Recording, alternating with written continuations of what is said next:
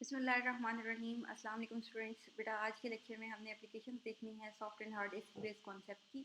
Previous lecture में हमने जितने भी इंपॉर्टेंट स्टैटिस्टिक्स थे इस क्लासिफिकेशन की ये वो हमने स्टडी किए थे और ये देखा था कि हम कैसे जो है ये डिफरेंशिएट कर सकते हैं किसी भी हार्ड बेस में और सॉफ्ट बेस में, सिमिलरली हार्ड या सॉफ्ट एसिड में। उन फीचर्स को हमने स्टडी किया था और आज हम देखेंगे कि आपके पास soft and hard acid based concept जो है इसकी एप्लीकेशंस क्या है। बेटा आपके पास जितने भी तकरीबन एसिड बेस के रिएक्शंस हैं जिसमें कॉम्प्लेक्स फॉर्मेशन है आपके पास, या फिर आप कह सकते हैं कि वो वाले इलेक्ट्रोफाइल और न्यूक्लियोफाइल के रिएक्शंस जिनको हम सॉफ्ट या हार्ड एसिड बेस के तौर पे क्लासीफाई कर सकते हैं या फिर सिंपली एसिड या बेस के तौर पे क्लासीफाई कर सकते हैं, उनकी जितनी भी प्रॉपर्टीज़ हैं तकरीबन उनको आपके पास ये जो कॉन्सेप्ट है पियर्सन कॉन्सेप्ट्स या soft and hard acid based concept उनको एक्सप्लेन करता है। उसमें से कुछ जो प्रॉपर्टीज़ हैं वो आपकी बुक में गिवन है, तो उनको हम वन बाय वन जो है डिस्कस कर लेते हैं। ये टॉपिक बेटा जो आपकी बुक में पेज नंबर 142 पे गिवन है, तो वहाँ से आप इसको देख सकते हैं।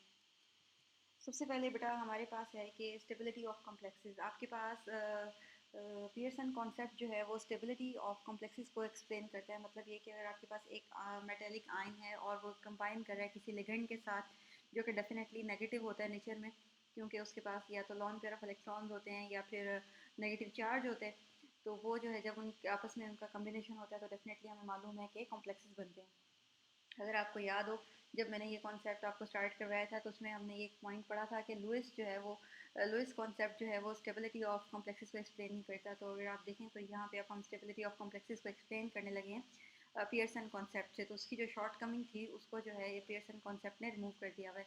बहरहाल सबसे पहले हम देख लेते हैं कि हमारे पास जो है ये स्टेबिलिटी ऑफ कॉम्प्लेक्सेस को कैसे एक्सप्लेन करता है पियर्सन कॉन्सेप्ट। बेटा ये आपको एक कॉम्प्लेक्स नज़र आ रहा है सिल्वर आयोडाइड का, ये हमारे पास एक स्टेबल कॉम्प्लेक्स होता है। और ये आपको एक और कॉम्प्लेक्स नज़र आ रहा है सिल्वर फ्लोराइड का, ये हमारे पास एक अनस्टेबल कॉम्प्लेक्स है। अगर अब आप इसमें गौर करें तो जितने भी हमारे इसमें सेंट्रल मेटल एटम है दोनों कॉम्प्लेक्सेस के अंदर सिल्वर का आयन है, और सिमिलरली जो लिगेंड्स हैं वो दोनों के अंदर हेलोजेंस है, लेकिन फिर भी एक स्टेबल है और एक स्टेबल नहीं है।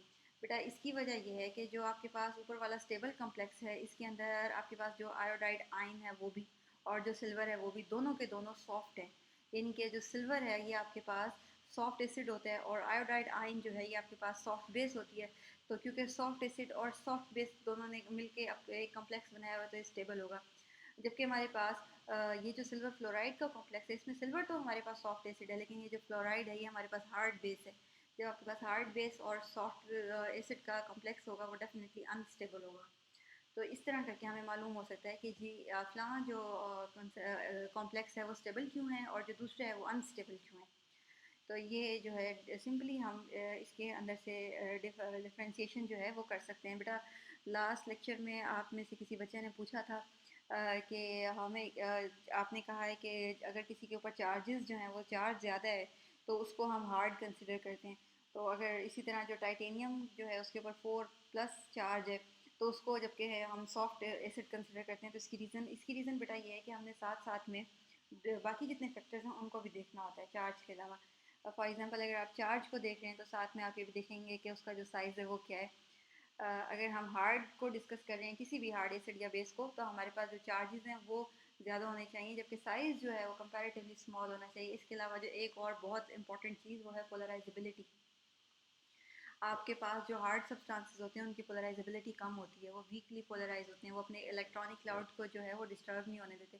जबकि आपके पास सॉफ्ट जो सब्सटेंसेस होते हैं एसिड हो या बेस, उनकी जो पोलराइजेबिलिटी होती है, नॉर्मली हम बेस में पोलराइजेबिलिटी डिस्कस करते हैं तो जो उनकी पोलराइजेबिलिटी होती है वो हाई होती है। मतलब ये कि उनका जो इलेक्ट्रॉनिक क्लाउड होता है वो ईजीली जो है उसकी डिस्टॉर्शन हो सकती है। तो ये सिंपल कुछ रीजंस थी उसकी। बहरहाल तो जितने भी फैक्टर्स हैं सिर्फ आपने चार्ज को नहीं देखना, साथ में आपने साइज़ को भी देखना है और पोलराइजेबिलिटी को भी देखना है। ठीक है। अच्छा, तो यहाँ से हमने ये देख लिया हुआ है कि आपके पास अगर दोनों चीज़ें जो हैं वो सॉफ्ट और सॉफ्ट होंगी तो हमारे पास जो कॉम्प्लेक्स होगा वो स्टेबल होगा, और एक हार्ड होगी और दूसरी सॉफ्ट होगी तो जो कॉम्प्लेक्स होगा वो अनस्टेबल होगा। ये बेसिक जो है प्रिंसिपल है पियर्सन प्रिंसिपल। मैं आपको इसकी डेफिनेशन पढ़ा चुकी हूँ और हमने लास्ट टाइम भी इसको डिस्कस किया था कि हमारे पास पियर्सन प्रिंसिपल ये कहता है कि अगर आपके पास हार्ड एसिड और हार्ड बेस कंबाइन करेंगे तो स्टेबल कॉम्प्लेक्स की फॉर्मेशन होगी। सिमिलरली सॉफ्ट एसिड और सॉफ्ट बेस कंबाइन करेंगे तब भी हमारे पास स्टेबल जो है कॉम्प्लेक्स की फॉर्मेशन होगी। लेकिन अगर जो आपके पास अपोजिट चीज़ें कंबाइन करेंगी तो डेफिनेटली अनस्टेबल जो है हमारे पास कम्प्लेक्सेस की फॉर्मेशन होगी। बेटा इसके अलावा आपकी जो बुक में ये टॉपिक दिया हुआ है पेज नंबर 142 पे पॉइंट नंबर 1 है ये। इसके अलावा भी काफ़ी सारी जो एग्जांपल्स हैं उनको डिस्कस किया हुआ है, जैसे एसाइल फ्लोराइड और एसाइल आयोडाइड की, और इसके अलावा भी कुछ एक चंद सब्सटेंसेस की जो एग्जांपल है उनको एक्सप्लेन किया हुआ है। आप देख लीजिए उन सब एग्जांपल्स को, और अगर कोई आपको उसमें से कंफ्यूज कर रही हो तो डेफिनेटली आप मुझसे पूछ सकते हैं। पेपर के पॉइंट ऑफ व्यू से अगर आपको एप्लीकेशन का क्वेश्चन आता है, डेफिनेटली उसमें आपकी बुक में 8 पॉइंट्स गिवन है, तो एटलीस्ट 8 तो आप लिख कर आएंगे। और जब आप ये फर्स्ट वाला पॉइंट एक्सप्लेन कर रहे होंगे तो इसमें सिंपली आप पहले पियर्सन प्रिंसिपल को स्टेट कर दें कि उसके अकॉर्डिंग हमारे पास स्टेबल और अनस्टेबिलिटी का जो क्या कहना चाहिए फाउंडेशन है वो क्या है। उसके बाद आप कम से कम 2 जो एग्जांपल्स हैं उनको एक्सप्लेन कर दें तो मोर देन एनफ। अगर आप ज़्यादा करना चाहें एक्सीलेंट, टाइम को देख के आप कर सकते हैं उसको। बेटा उसके बाद हमारे पास जो सेकंड है एप्लीकेशन वो है प्रोडिक्शन ऑफ रिएक्शन रेट। हम soft and hard acid base के कॉन्सेप्ट से हमें ये पता चल सकता है कि आपके पास जो रिएक्शन है वो स्लोली प्रोसीड करेगा या फास्टली प्रोसीड करेगा। इसके लिए आप इस रिएक्शन को कंसिडर करें। ये हमारे पास एक बेस है, क्योंकि मुझे कैसे पता चला है बेस है, क्योंकि इसके ऊपर एक नेगेटिव आयन है। तो नॉर्मली जो नेगेटिव चीज़ें होती हैं, क्योंकि वो अपना जो इलेक्ट्रॉनिक डेंसिटी होती है उसको डोनेट कर सकती हैं, तो इसलिए वो बेस होती हैं अकॉर्डिंग टू लुइस। और ये हमारे पास एक सिंपल कोई मॉलिक्यूल है। अब आपके पास हुआ क्या है कि हमारे पास इसने इसके ऊपर अटैक किया है, और ये जो आपके पास बी जो सब्सटेंस है ये एलिमिनेट हो गया, और हमारे पास ए और एक्स की कम्बिनेशन हो गई है। बेटा अब अगर ये ए भी हार्ड आपके पास एसिड है, क्योंकि डेफिनेटली ये एक्सेप्ट कर रहा है इलेक्ट्रॉन डेंसिटी को, तो ये एसिड होगा। अगर आपके पास ये ए जो है ये भी हार्ड है और ये जो एक्स है ये भी हार्ड है, तो ये जो रिएक्शन है ये बहुत जल्दी होगा। या फिर आप कह सकते हैं अगर ये जो ए जो बेस है ये सॉफ्ट है, और जो ये सॉरी जो एक्स जो है ये कोई सॉफ्ट बेस है, और जो ए जो है ये कोई सॉफ्ट एसिड है, तब भी ये रिएक्शन आपके पास बहुत ज़्यादा फास्टली प्रोसीड करेगा। लेकिन अगर आपके पास इनमें से ये एक्स स्पीशी जो है ये हार्ड हो और जो ए स्पीशी है ये सॉफ्ट हो, तब ये रिएक्शन जो है ये आपके पास स्लोली प्रोसीड करेगा। आपकी बुक में हाइड्रोक्सिल से रिलेटेड एक एग्जांपल दी हुई है, उसको ज़रा डिस्कस कर लेते हैं। हाइड्रोक्सिल की एग्जांपल दी हुई है और इसी तरह थायोल की जो एग्जांपल दी हुई है, तुम दोनों को देख लेते हैं। हाँ जी बेटा, आपकी बुक में पेज नंबर 142 पे ये रिएक्शन दिया हुआ है। इसमें जो है हमारे पास प्रोटॉन जो है वो रिएक्ट करता है किसी एक सर्टन मॉलिक्यूल से जिसके अंदर हाइड्रोक्सिल ग्रुप भी प्रेजेंट है एज ए बेस। इसके अलावा मिथाइल है और मरकरी है व्हाट्सएवर। बेटा अगर अब आप इसमें सिर्फ हम एसिड और बेस को देखें, तो जो आप रिएक्शन जो है ये अपनी बुक से देख लीजिएगा। इसके अंदर जो हाइड्रोजन है, क्योंकि हाइड्रोजन स्मॉल आयन है और उसके ऊपर चार्ज भी है, तो डेफिनेटली ये आपके पास हार्ड एसिड है। और हाइड्रोक्सिल भी आपके पास हार्ड बेस होती है, तो ये जो रिएक्शन है ये फ़ौरन से प्रोसीड करेगा और फास्टली जो है ये प्रोसीड होगा और रिएक्शन रेट हाई होगा। सिमिलरली पेज नंबर 143 पे एक रिएक्शन दिया हुआ है जिसके अंदर आपके पास सिमिलर कंपाउंड यूज़ किया गया है। सिर्फ और सिर्फ फ़र्क ये है कि ऑक्सीजन को रिप्लेस कर दिया गया है सल्फर से, और वहाँ पे जो बेस है अब आपके पास उस रिएक्शन के अंदर वो SH है, जबकि एसिड जो है वो वही है प्रोटॉन। तो क्योंकि अब जो प्रोटॉन है वो आपके पास एक हार्ड एसिड है, और जबकि एसिड जो है ये आपके पास सॉफ्ट बेस है, तो ये जो रिएक्शन है ये आपके पास स्लोली प्रोसीड करेगा। तो इस तरह करके जो है हम देख सकते हैं कि आपके पास रिएक्शन रेट जो है वो कैसा होगा। बेटा उसके बाद हमारे पास है पॉइजनिंग ऑफ मेटल कैटलिस्ट।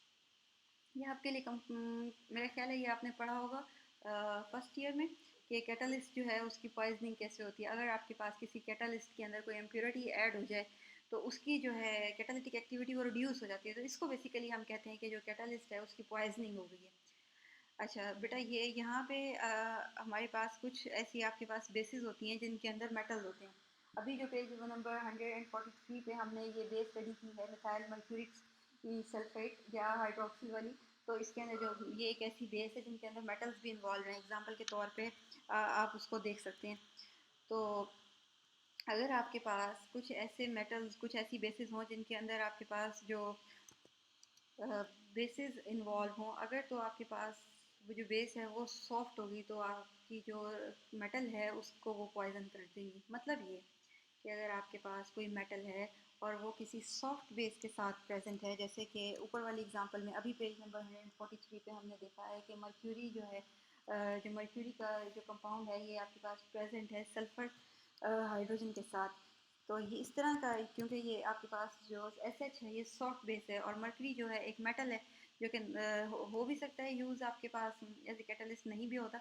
लेकिन अगर मर्करी की जगह आप आर्सेनिक या इस तरह करके कोई सब्सटेंस यूज़ करें तो आपके पास जो वो सॉफ्ट बेस की वजह से वो जो मेटल की कैटालिटिक एक्टिविटी है वो रिड्यूस हो जाएगी। तो इसको हम कहेंगे कि पॉइजनिंग ऑफ मेटल कैटलिस्ट। अगर आप चाहते हैं कि कोई हम एग्जांपल देख लें तो बेटा हम एसिड्स जितने भी हैं मेटल्स के इस किस्म के उनको हम दे सकते हैं। फॉर एग्जांपल आपके पास आर्सेनिक का हम कोई कंपाउंड ले लेते हैं।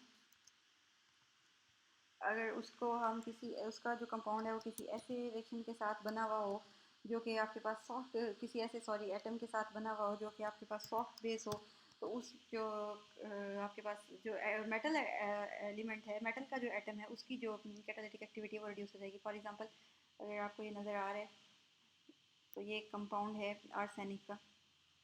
यहाँ पे देखिए ये कंपाउंड है आर्सेनिक का, इसमें ये हमारे पास सल्फ़र और हाइड्रोजन, ये जो कंपैरेटिवली ये दोनों चीज़ें हैं ये बिहेव करती हैं एज ए बेस, ये बेस हैं। इसकी वजह ये है कि सल्फ़र पे ऊपर जो है आपके पास नेगेटिव चार्जेस जो हैं वो प्रेजेंट होते हैं, इलेक्ट्रॉनिक क्लाउड जो है वो बढ़ रहा होते हैं। इसके अलावा ये जो आर्सेनिक है हमारे पास ये एक मेटल है जो कि नॉर्मली हम इसको कैटलिस्ट के तौर पे यूज़ करते हैं।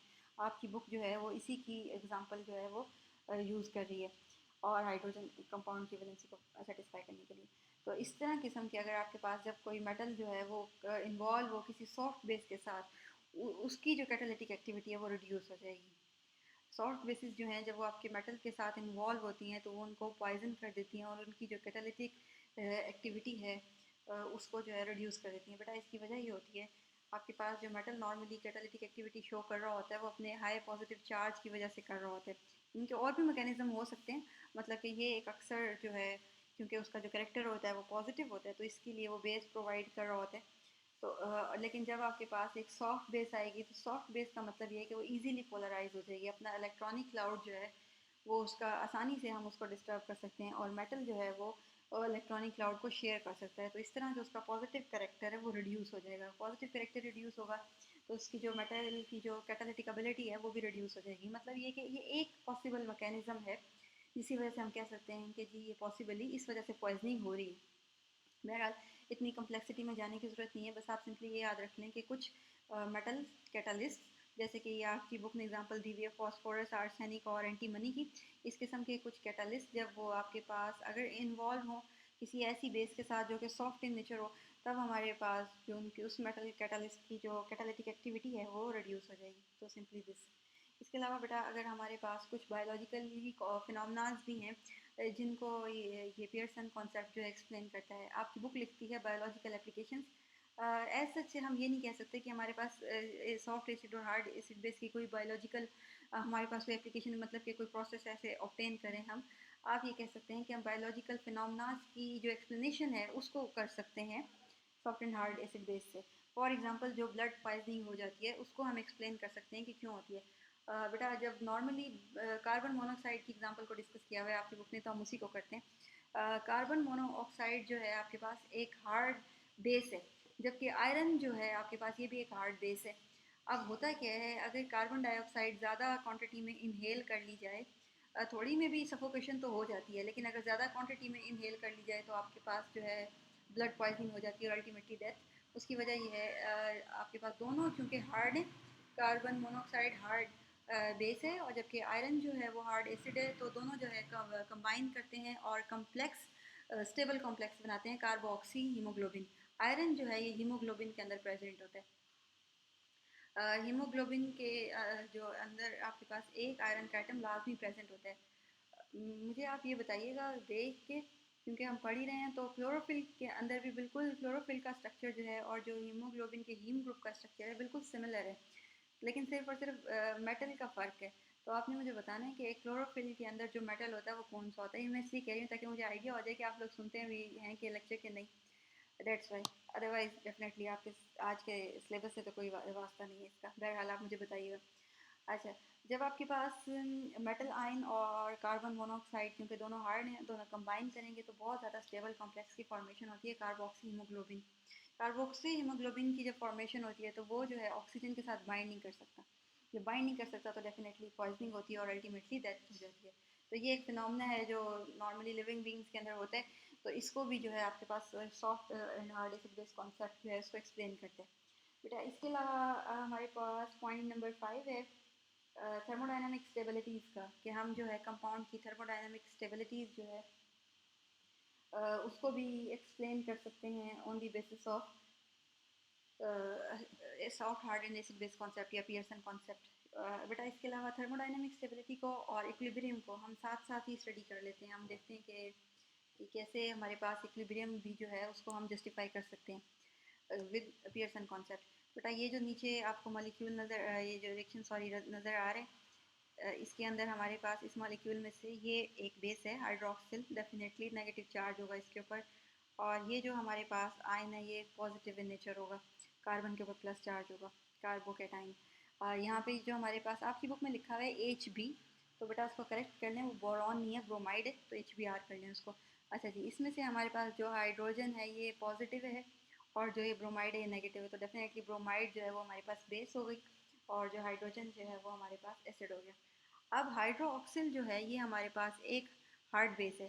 सिमिलरली जो ये हाइड्रोजन है हमारे पास ये एक आपके वो है हार्ड एसिड है। तो ये दोनों आपस में कंबाइन करेंगे और हमारे पास जो है वाटर की फॉर्मेशन होगी। क्योंकि हार्ड एसिड और हार्ड बेस अभी हमने पढ़ा है पियर्सन प्रिंसिपल की जो बेसिक प्रिंसिपल है वो यही है कि हार्ड एसिड और बेस आपस में प्रेफर करते हैं कंबाइन करने को। दोनों ये हार्ड एसिड और हार्ड बेस जो है ये कंबाइन करेंगे और फ़ौरन से हमारे पास वाटर की फॉर्मेशन हो जाएगी।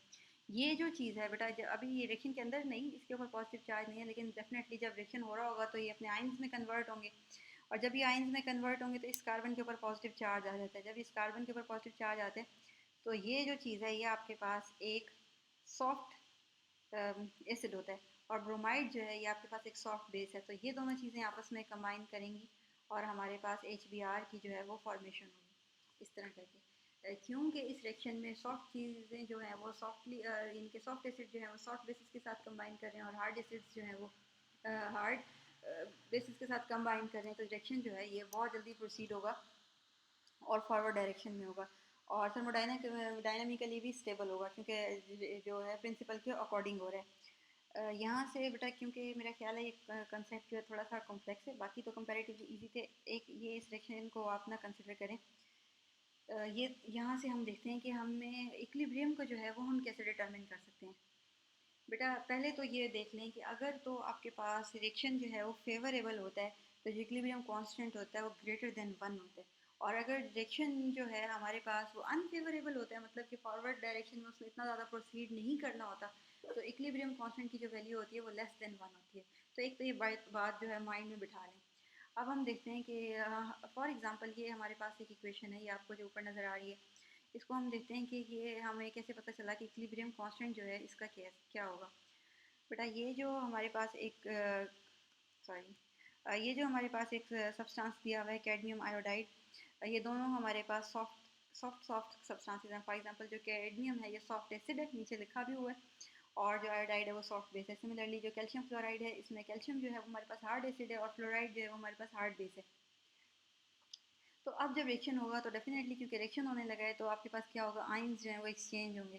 कैडमियम जो है वो फ्लोराइड के साथ रिएक्ट करेगा और कैल्शियम जो है वो आयोडाइड के साथ रिएक्ट करेगा। अच्छा ये सिर्फ एरोज मैंने ऐसे समझाने के लिए लगाए हैं, वरना अदरवाइज़ आपने ख्याल रखना है कि जब रिएक्शन हो रहा होता है तो नेगेटिव चीज़ की तरफ से एरो हमेशा जाता है और पॉजिटिव की तरफ अटैक होता है। तो ये जो मैंने यहाँ पे लगाए, मैं इलेक्ट्रॉन्स को इंडिकेट नहीं करी, सिर्फ मैं आपको बता रही हूँ कि इन दोनों का रिएक्शन होगा और इन दोनों का रिएक्शन होगा। आपने जब अगर एरोज लगाने की ज़रूरत नहीं होती इतनी ज़्यादा इनऑर्गेनिक में, लेकिन ऑर्गेनिक में तो मस्ट होते हैं, तो वहाँ पे आपने ख्याल रखना है कि जो नेगेटिव होती है चीज़ या न्यूक्लियोफाइल होता है या आप कह सकते हैं बेस होती है, उसकी तरफ टेल होती है। बहरहाल जब कैल्शियम जो है आपके पास आयोडाइड के साथ रिएक्ट करेगा, जैसे यहाँ पे तो हमारे पास कैल्शियम चूँकि हार्ड एसिड है और आयोडाइड जो है सॉफ्ट बेस है, सिमिलरली जो दूसरा हमारा सब्सटेंस बनेगा वो भी सॉफ्ट और हार्ड का कम्बिनेशन बनेगा। तो क्योंकि जो रिजल्टेंट में प्रोडक्ट बन रही है वो सॉफ्ट और हार्ड का कम्बिनेशन बन रही है जो कि लेस स्टेबल होती है, तो जो हमारे पास इक्विलिब्रियम कांस्टेंट होगा वो लेस देन 1 होगा।